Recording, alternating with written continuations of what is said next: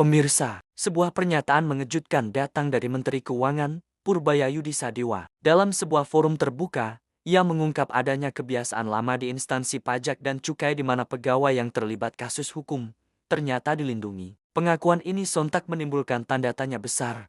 Siapa yang melindungi, dan sejak kapan praktik ini berlangsung? Pernyataan mengejutkan datang dari Menteri Keuangan, Purbaya Yudhisadewa. Dalam sebuah forum terbuka, Purbaya menceritakan pengalamannya saat bertemu dengan Jaksa Agung.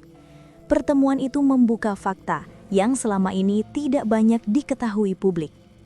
Dari percakapan tersebut, Purbaya menyadari bahwa selama ini terdapat kebiasaan lama yang keliru.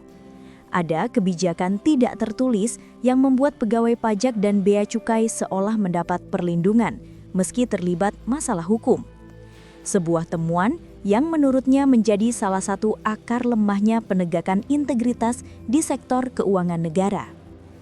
Purbaya mengakui dirinya baru mengetahui hal itu beberapa minggu setelah menjabat sebagai Menteri Keuangan.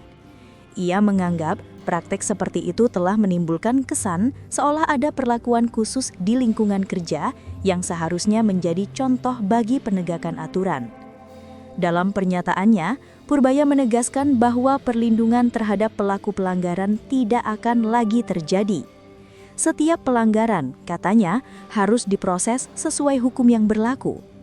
Ia menekankan bahwa hukum tidak boleh pandang bulu.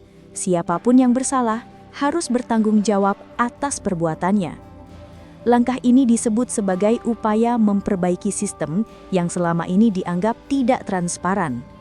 Purbaya ingin memastikan bahwa pegawai pajak dan bea cukai yang bekerja dengan jujur tidak perlu khawatir.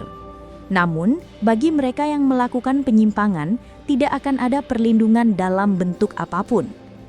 Pernyataan tersebut mendapat perhatian luas dari publik.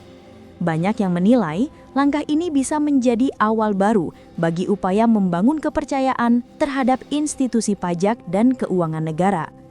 Namun, sebagian pihak juga mempertanyakan bagaimana mungkin kebijakan seperti itu bisa berlangsung begitu lama tanpa terungkap. Kini, publik menunggu bukti nyata dari langkah yang diambil pemerintah. Apakah reformasi ini benar-benar akan berjalan atau hanya menjadi wacana di awal masa jabatan?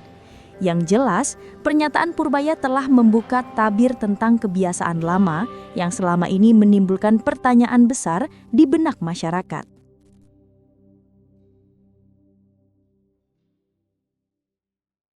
Langkah baru Menteri Keuangan ini kini menjadi sorotan publik. Akankah kebiasaan lama benar-benar dihapus, atau justru kembali bersembunyi di balik sistem? Kita tunggu pembuktiannya.